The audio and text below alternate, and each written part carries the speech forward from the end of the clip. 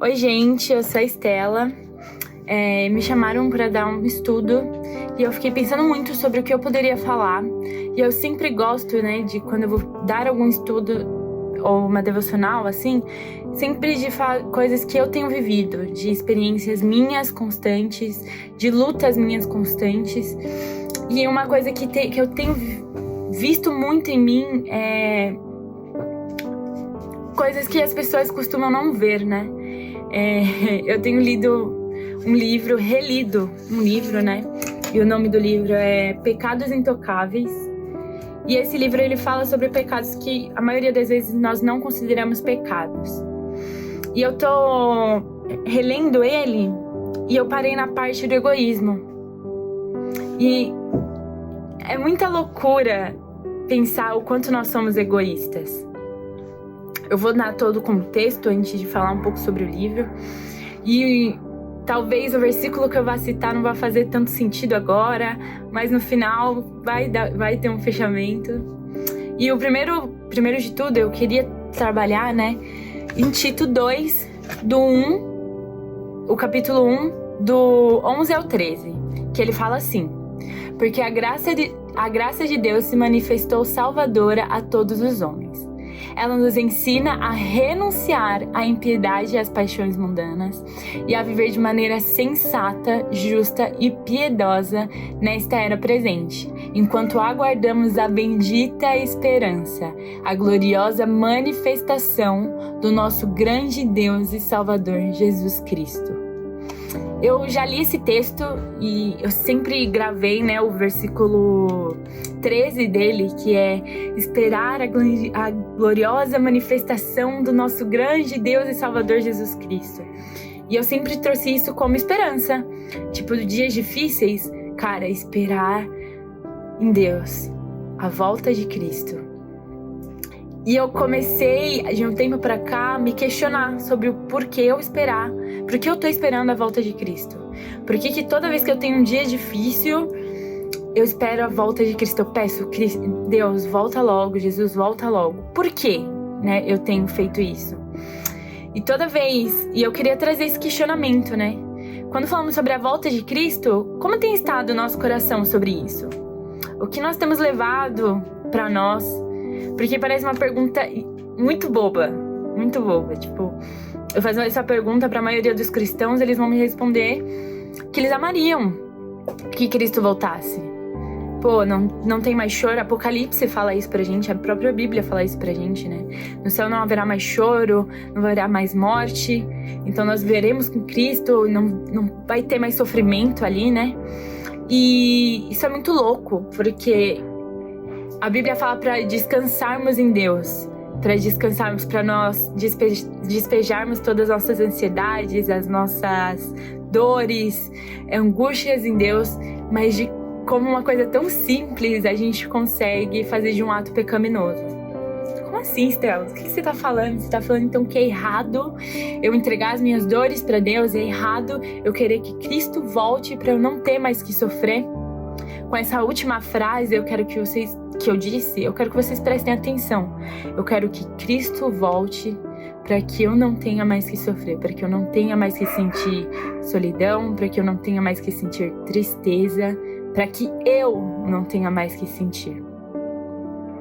Eu acho que entra muito com o capítulo que eu tô lendo sobre o egoísmo.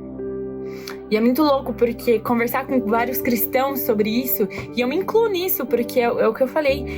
Quantas vezes eu já não falei sobre isso, essa frase simples: Jesus, eu quero que o Senhor volte, porque eu não aguento mais sofrer, eu não aguento mais chorar.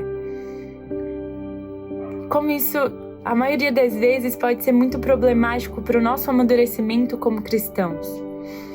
Talvez o que vocês possam pensar que o que eu tô trazendo aqui é muito banal, então não tem nada a ver o que você tá falando, eu não levo esse tipo de coisa, eu não tenho esse tipo de pensamento. É muito válido, sim, eu entregar essas dores para Cristo, então por isso eu quero que Ele volte. Mas eu quero que vocês me acompanhem com esses questionamentos de por que eu quero que Cristo volte. O que eu tenho feito na minha vida? O que tem sido o centro da minha vida? toda vez que eu escutava as pessoas respondendo essa pergunta do por que elas querem que Cristo volte, parecia que elas sempre estavam falando de si mesmas. Eu quero que Cristo volte porque o céu vai ser maravilhoso e eu vou estar alegre, eu não vou ter mais tristezas. Ou eu queria que Cristo esperasse mais um pouquinho para a volta dele, porque eu queria conquistar mais alguns sonhos, eu queria ver os meus filhos crescerem, queria me casar. E quando a gente escuta esses dois lados, a gente olha para essa última pessoa que eu falei, né, de querer ver os filhos, querer casar, e olha para ela e fala, nossa, essa pessoa é um pouco egoísta, né? Talvez ela não ame tanto a Cristo assim.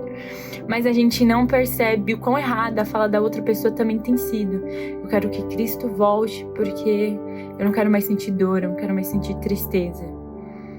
De como isso tem um peso muito grande para a vida do cristão.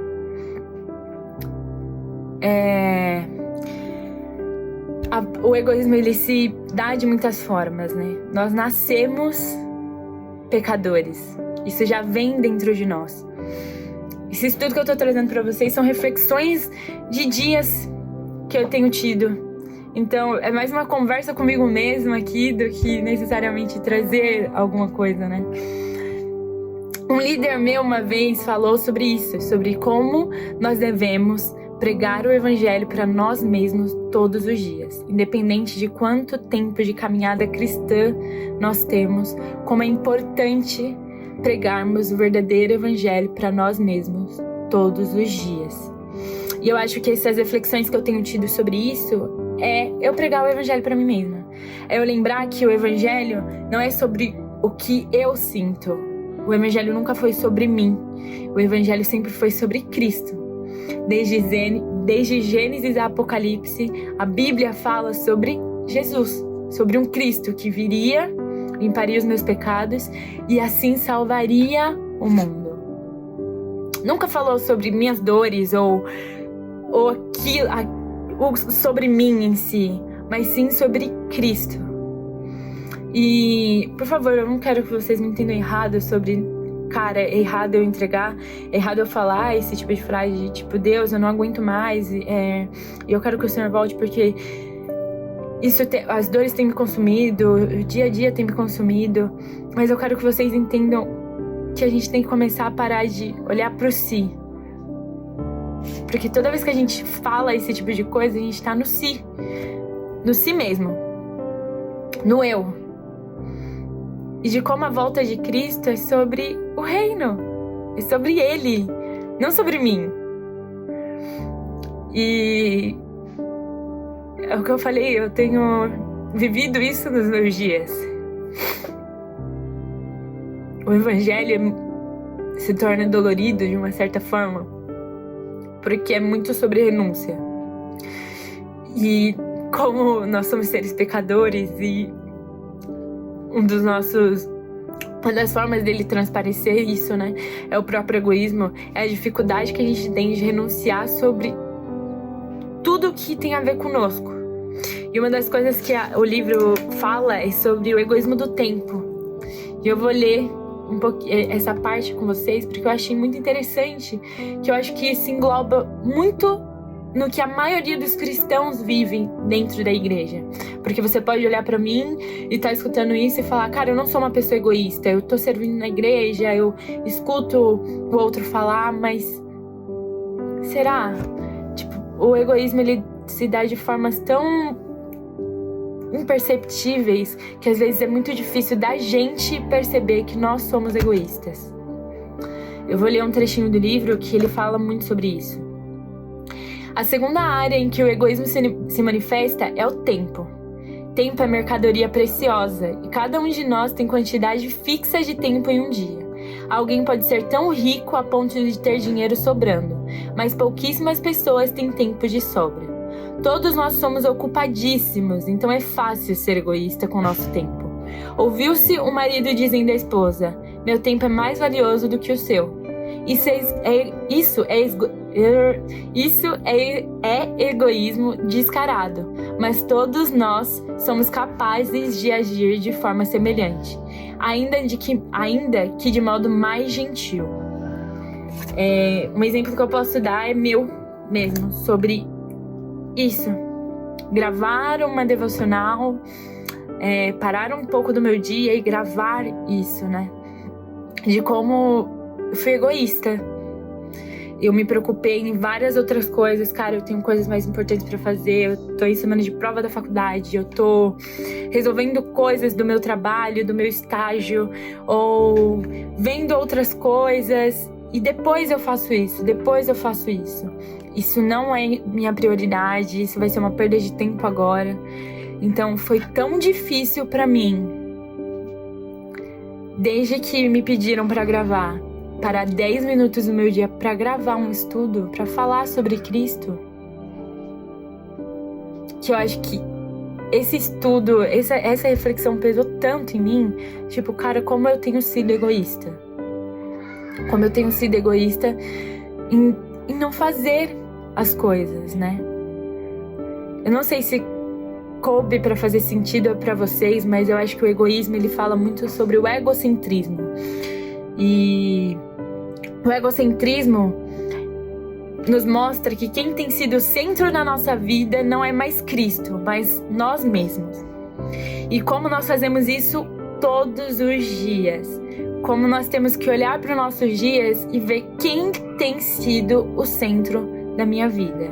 Será que eu, mais uma vez, tenho me colocado como centro dos meus desejos, centro dos meus sonhos, das minhas angústias, dos meus medos? Quem tem sido o centro da minha vida? Eu vou ler um trecho de uma música pra vocês, de uma banda chamada Purpose. E o nome da música é Seja o Centro. E ela fala assim: seja o centro de tudo a sustentar, a cada passo nesta vida, cada área a dominar. Seja o meu sol, motivo e inspiração, o astro-rei do universo a sustentar o meu coração. E essa música tem sido parte da minha oração todos os dias. De Deus, que o Senhor venha ser o centro da minha vida. Porque quando eu coloco Cristo como centro, eu paro. Eu me tiro de importante. Coloco Cristo.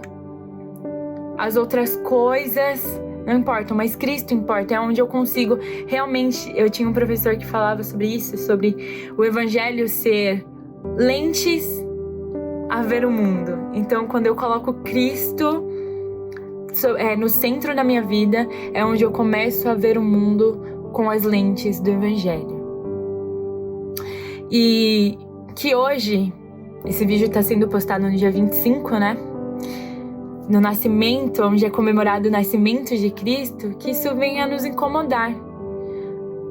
Que isso venha continuar me incomodando todos os dias, né? O que tem sido o centro da minha vida? Será que eu tenho colocado Cristo como centro da minha vida? Ou eu ainda, todos os dias, tenho me colocado no centro? É uma pergunta pra gente se fazer. Por que eu tenho ansiado a volta de Cristo?